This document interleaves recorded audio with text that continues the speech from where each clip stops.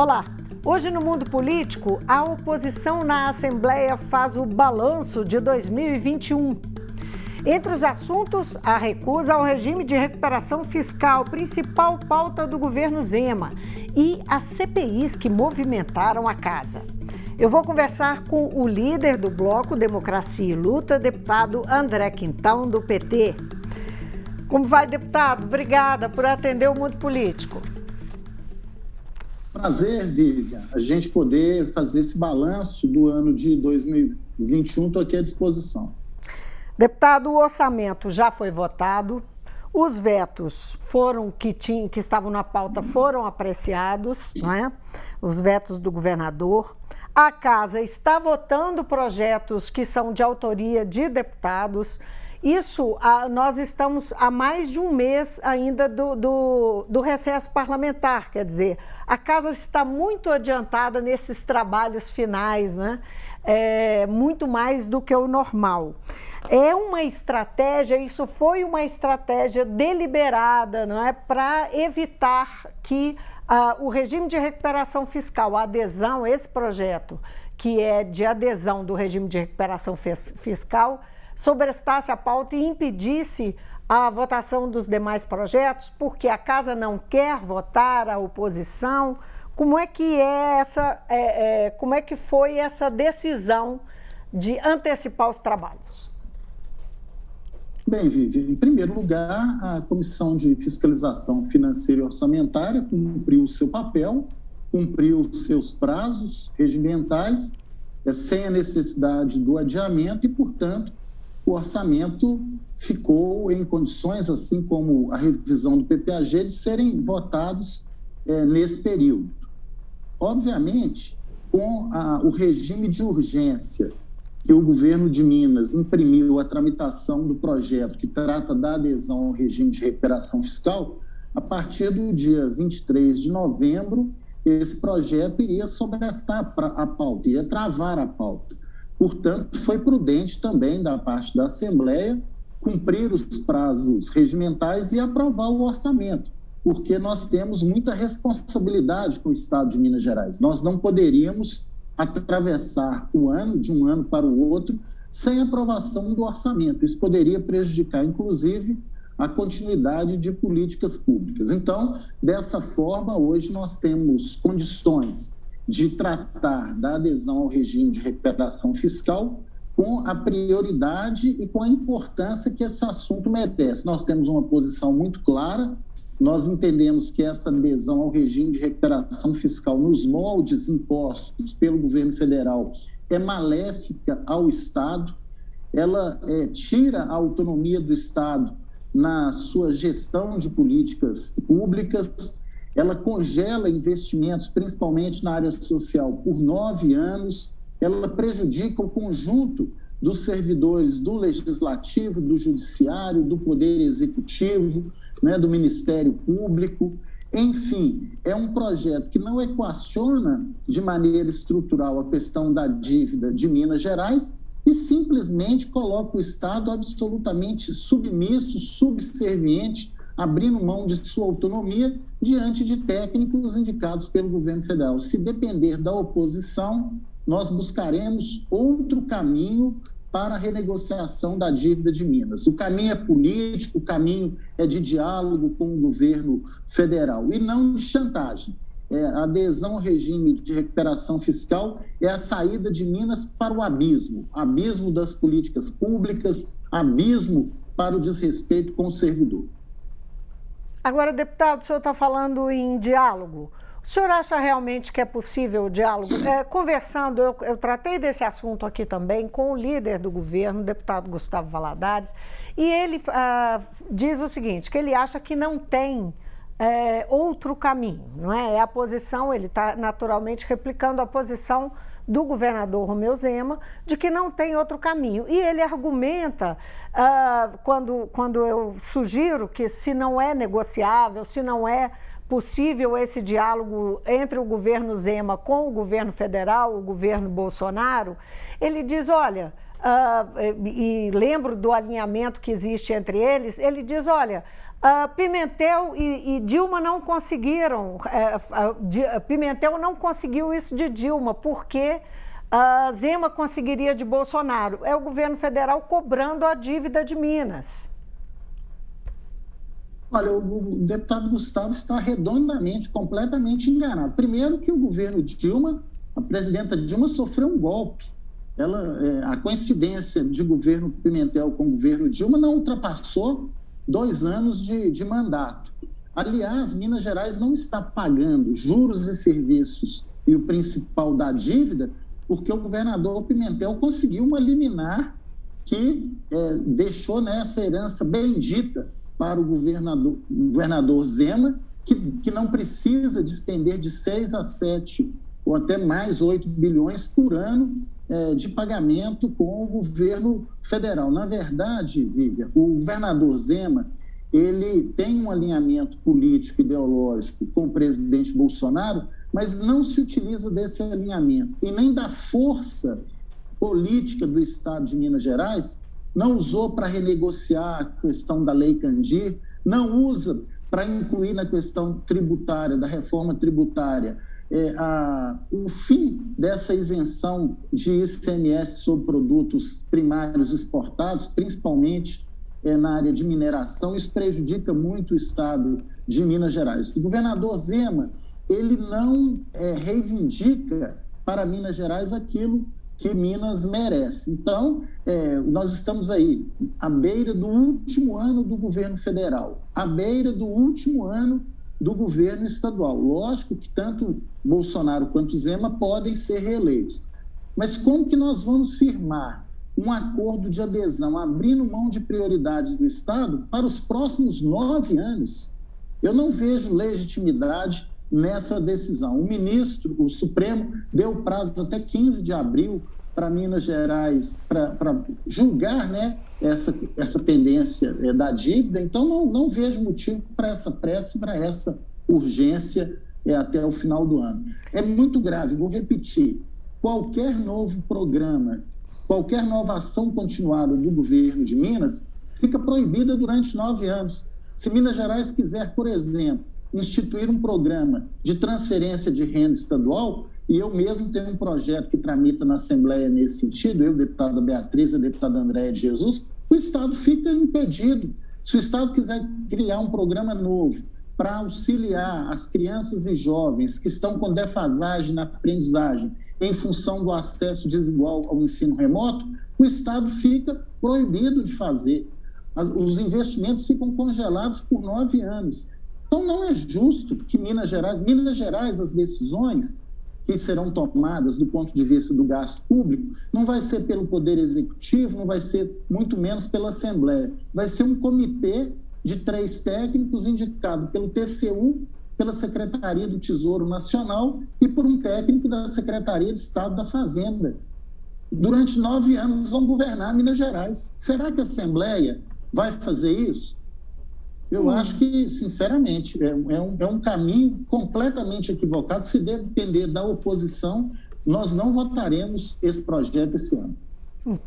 Agora, o senhor considerou aí abril, que é o período, que foi o prazo que o ministro Luiz Roberto Barroso apontou para que se sustente a liminar, o limite de prazo para sustentar a liminar no Supremo, que mantém o Estado sem pagar os juros da dívida, o que representa hoje mais de 24 bi. Existem outras liminares. O governo argumenta que existem outras liminares que podem cair também, não é? Que tem o mesmo, que estão a serviço também dessa, digamos, suspensão dos juros. Isso não é realmente um risco? Não impõe um risco ao Estado ter que desembolsar esse dinheiro de uma vez?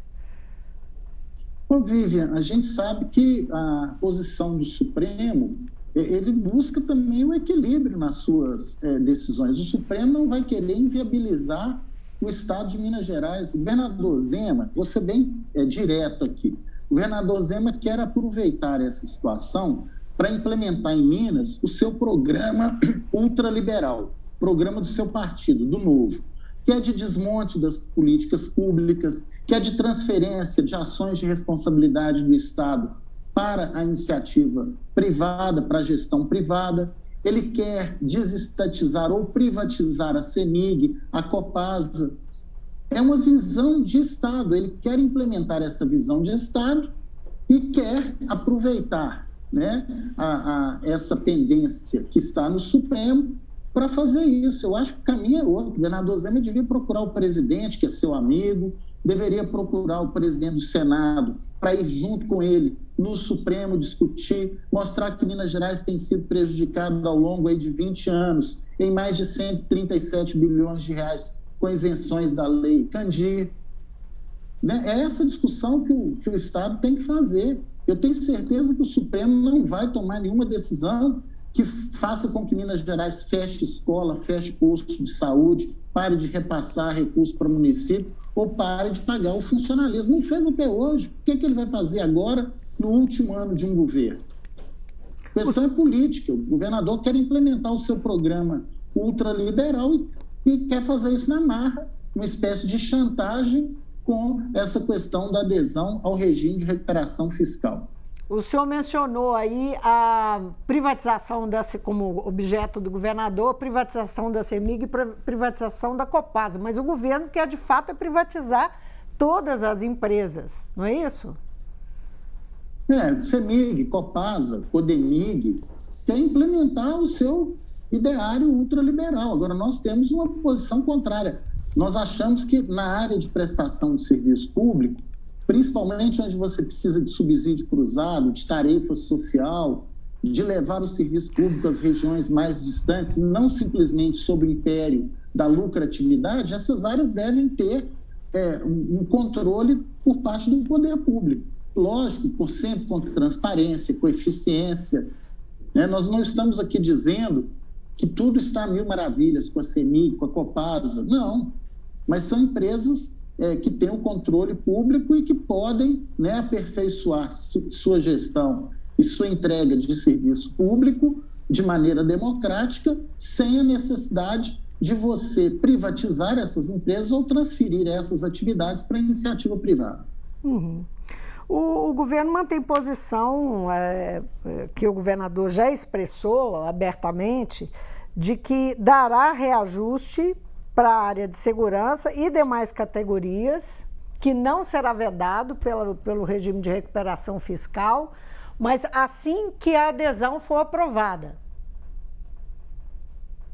Olha, as cláusulas de adesão ao regime de recuperação fiscal impedem qualquer nível de acréscimo acima de um determinado índice inflacionário. Então, você não pode, por exemplo, tratar de recomposição de perdas passadas. O próprio acordo com a polícia, com as forças de segurança público, fica absolutamente comprometido. E outra coisa, Vivian, fazendo uma comparação, essa adesão ao regime de recuperação fiscal é muito parecida com a emenda constitucional 95, que congelou por 20 anos os investimentos públicos. Nós estamos no meio ainda de uma pandemia. A pandemia não passou. Os efeitos da pandemia serão de médio e curto prazos. Né? Nós teremos efeitos sociais. Olha o desemprego.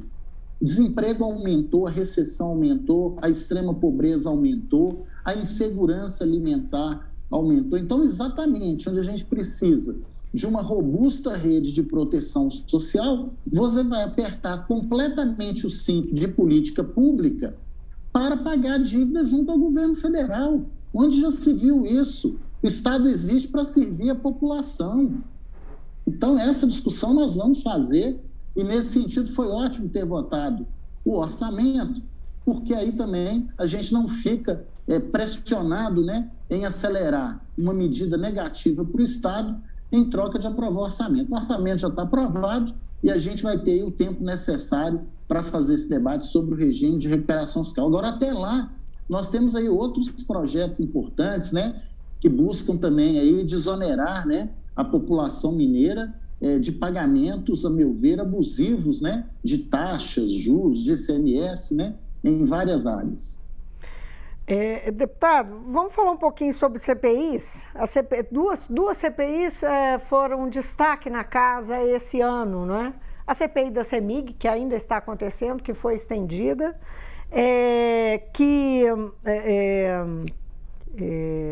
enfim, tem aí um trabalho extenso, não é? E que é um fator de, digamos, discursos bastante diferentes entre o governo e a oposição sobre o desempenho da CEMIG e os problemas da CEMIG, não é? O governo, por exemplo, acha que a CEMIG está ou esteve, ou ainda persiste numa má situação por causa de má gestão e de aparelhamento que o governo petista fez durante o governo Pimentel, não é? Que o PT fez durante o governo Pimentel. Eu queria saber o que o senhor acha dos resultados, do que tem sido apurado na CPI da CEMIG, para onde a CPI está levando, não é? A que conclusões, eu sei que está longe ainda de uma conclusão, isso só vai acontecer no início do ano, mas como é que o senhor percebe o andamento dos trabalhos e aquilo que é possível concluir do que já aconteceu na CPI? Bem, Vivi, em primeiro lugar, eu destacaria aqui a importância do Assembleia Fiscaliza ao longo dessa legislatura. No início do ano, já o Assembleia Fiscaliza identificou na área da saúde tentativas de colocar fora da fila de vacinação determinados segmentos e determinadas pessoas. Então, nós tivemos aí, a partir até do Assembleia Fiscaliza, a CPI dos fura-filas, né? Isso evitou essa propagação de uma prática nefasta, né? De desrespeito às regras e dos protocolos necessários para a vacinação. Foi uma CPI importante, resultou até na demissão do secretário de Estado da Saúde. Nós tivemos agora, recente, em um outro Assembleia Fiscaliza, a denúncia de que o Estado estava com dinheiro em caixa e pronto, já com todas as condições econômico-financeiras, de colocar o pagamento do funcionalismo em dia. O secretário se negou a oferecer esse saldo, inclusive até hoje nós não sabemos, mas de fato havia um saldo mais do que suficiente para colocar o pagamento das pessoas em dia. Isso fez com que, após essa Assembleia Fiscaliza, com a pressão da Assembleia, o governo regularizasse o pagamento do servidor, pagando até o 5º dia útil. E depois também a abertura dessa CPI da CEMIG, a partir de denúncias muito fundamentadas, me parece, pelas conclusões ou afirmações preliminares dos membros da CPI, se há algum aparelhamento na CEMIG, é exatamente no governo atual, o governador Zema, né? Você tem aí eminências pardas do Partido Novo que interferem na escolha e na nomeação de altos cargos da própria CEMIG, sem falar em denúncias relativas à licitação, à contratação sem licitação, né?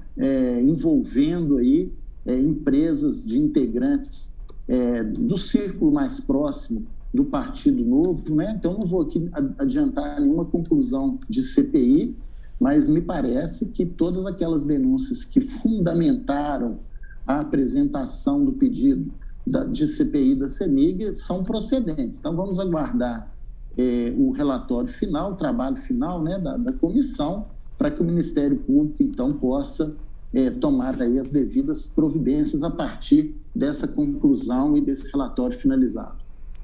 E qual que foi, na opinião do senhor, a importância da criação do auxílio, criação pela Assembleia de Minas, do auxílio para as famílias que estão em faixa de pobreza em Minas, não é? Isso aí foi objeto, inclusive, de uma disputa política, né, com o governo do Estado. Vivian, eu destacaria que, primeiro, o Recomeça Minas, né? Foi no âmbito do Recomeça Minas que nós aprovamos o Força Família, o Auxílio Emergencial Mineiro. O Recomeça Minas foi uma iniciativa da Assembleia, no sentido de auxiliar pequenos, médios, né, empresários do campo e da cidade, prestadores de serviço, pessoal do comércio, das várias áreas que enfrentaram uma dura realidade com o necessário confinamento da pandemia e que, obviamente, trouxe a retração de determinados segmentos econômicos. Só um minutinho, para quem não acompanhou, o Recomeça Minas gerou assim, uma série de, foi um processo com uma série de audiências ouvindo pequenos empresários, negociantes no estado todo, não é? Exatamente, de maneira remota em todas as regiões, promovendo a possibilidade de regularização de dívidas existentes, e essa regularização de dívidas gera uma arrecadação adicional para o governo, e parte dessa arrecadação adicional, um montante próximo de 600 milhões de reais, num universo de 4 a 5 bilhões, a Assembleia achou por bem, né? E aí o presidente da Assembleia, Agostinho Patrus, teve um grande papel nesse sentido, de apresentar uma proposta colocando como beneficiários de um valor de parcela única de R$600, 1 milhão de famílias em situação de extrema pobreza, né? Então, nós aprovamos por unanimidade, todos os deputados, né, assinaram essa proposta, a proposta foi aprovada e esse recurso foi pago agora no mês de outubro passado, né? Então, a gente sabe que R$600, uma parcela única, não vai resolver a vida de uma família, mas é um auxílio muito importante, né? Às vezes, para pagar um aluguel atrasado, uma conta que está atrasada, e infelizmente as pessoas hoje, 20 milhões de brasileiros estão passando fome. Então, muitas vezes é um auxílio que até que a pessoa consiga uma colocação no mercado de trabalho, uma outra geração de renda, isso garante pelo menos, impede pelo menos que a família não passe fome em um determinado período. Então, eu destacaria, muito importante essa iniciativa da Assembleia, e eu espero que esse projeto que eu mencionei, eu sou um dos autores que institui uma transferência de renda complementar básica por parte do Estado, seja aprovado e que Minas Gerais se integre nesse esforço federativo de transferência de renda para as famílias extremamente pobres. E destaco também, né, Viva, o trabalho muito intenso da Assembleia na aprovação do projeto que é resultado do acordo judicial pela tragédia criminosa da Vale em Brumadinho. Foi uma outra iniciativa da Assembleia que possibilitou que os 853 municípios mineiros acessassem 1,5 bilhão de reais, 40% já foi transferido em agosto, uma outra parcela em janeiro e a última parcela em 30 de junho do ano que vem. É um recurso que pode ser utilizado na saúde, na assistência, na educação, na área rural, na manutenção de estradas vicinais, ou seja, uma ação muito importante também da Assembleia Legislativa. Deputado, o senhor acha que também a criação da bancada feminina e a promotoria da mulher vão ser um marco para 2021? Bom, eu acredito que sim, Vivian, porque é importante aumentar os espaços de empoderamento feminino na política.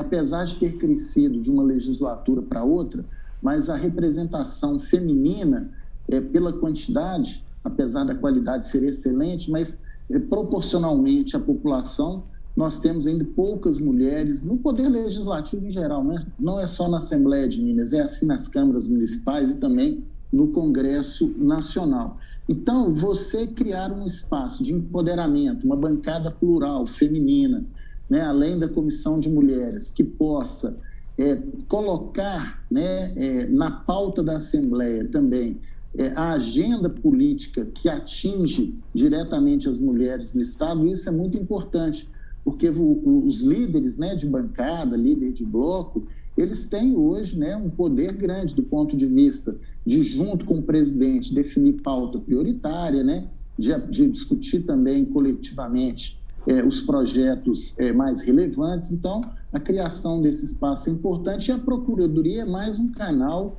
de acolhimento de denúncias, de recebimento de demandas e também de capacitação e preparação das câmaras municipais. Essa é a intenção do presidente Agostinho Patrus e da própria bancada feminina, que eu tenho certeza estará sendo muito bem liderada pela deputada Leninha, que inclusive pertence ao meu partido, PT, e ao Bloco Democracia e Luta. Vamos falar um pouquinho do ano eleitoral, 2022. O governador Romeu Zema aparece com uma liderança folgada em pesquisas recentes para disputa, né, ao governo. Ele, nessa última pesquisa Datatempo, por exemplo, ele levaria no primeiro turno a disputa. Qual que é o desafio da oposição, que desafio, né, a oposição tem pela frente? Vivian, a próxima eleição ela será marcada por uma polarização nacional, na minha opinião. Nós teremos, de um lado, o bloco do negacionismo, das fake news, o bloco dessa política ultraliberal de desmonte das políticas públicas, de desrespeito com as pessoas, de intolerância, né? E representada pelo presidente Bolsonaro. Aqui em Minas, o governador Zema é o aliado de Bolsonaro. Então, eu acho que essa discussão que nós vamos fazer nacionalmente, e o ex-presidente Lula hoje também lidera todas as pesquisas, mas isso não significa que a eleição está ganha, até porque há um grande tempo ainda até as eleições, né? O Atlético Mineiro está à frente do Campeonato Brasileiro, mas em nenhum momento a torcida fala que ele já é campeão. Então, o Lula está disparado nas pesquisas, mas nós não podemos falar que vai ser uma eleição fácil, o Lula já ganhou, de jeito nenhum. Então, eu acho que aqui em Minas, principalmente no segundo turno, esse campo político em torno do presidente Lula, um campo político do estado de bem-estar social, da transferência de renda, de combate às desigualdades sociais, deve apresentar, né, se não unificado no primeiro turno, mas no segundo turno, uma candidatura alternativa aos aliados e representantes do presidente Bolsonaro aqui em Minas, caso do governador Zema. O PT considera ou já tem uma posição firmada sobre uma candidatura própria?